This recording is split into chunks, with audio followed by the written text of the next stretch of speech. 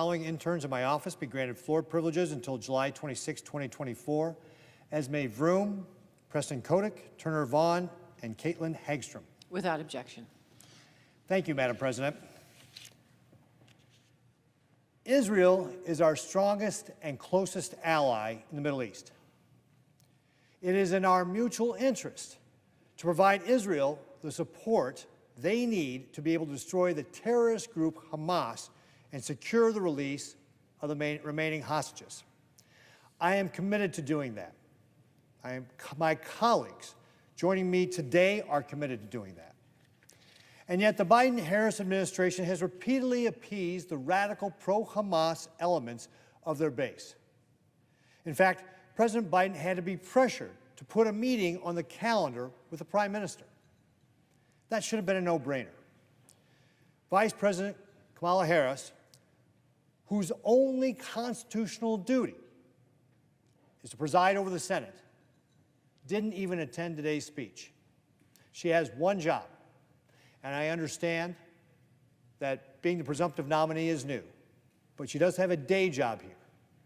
Instead, she chose a petty snub of our closest ally in the Middle East and a democratically elected leader.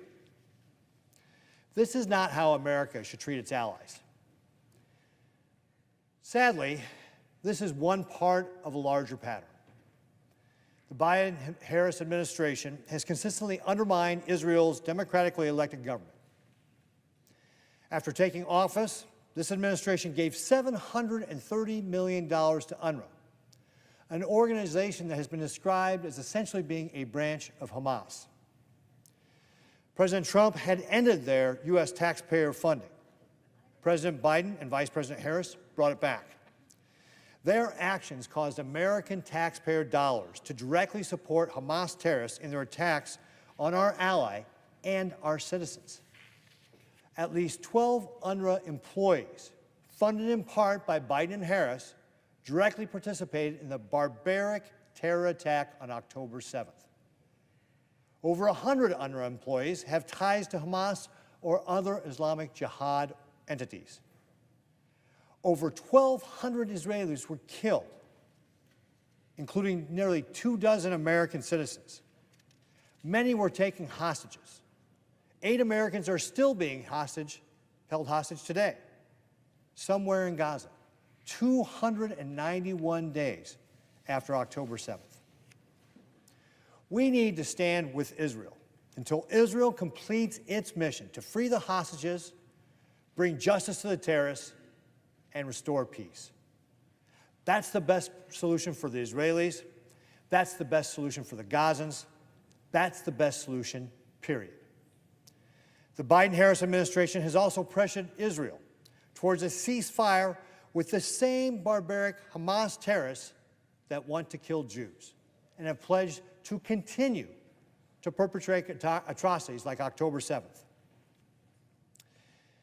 Meanwhile, Biden and Harris have repeatedly withheld or delayed critical shipments of weapons needed to destroy Hamas. They've attacked the legitimacy of Israel's democratically elected leader. So much for ironclad. Americans stand with Israel. My colleagues and I stand with Israel.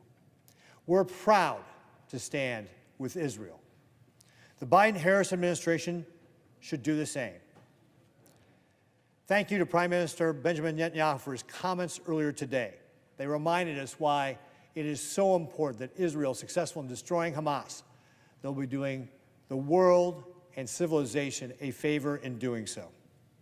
Thank you to my colleagues for joining me today on the floor. And thank you, Madam President.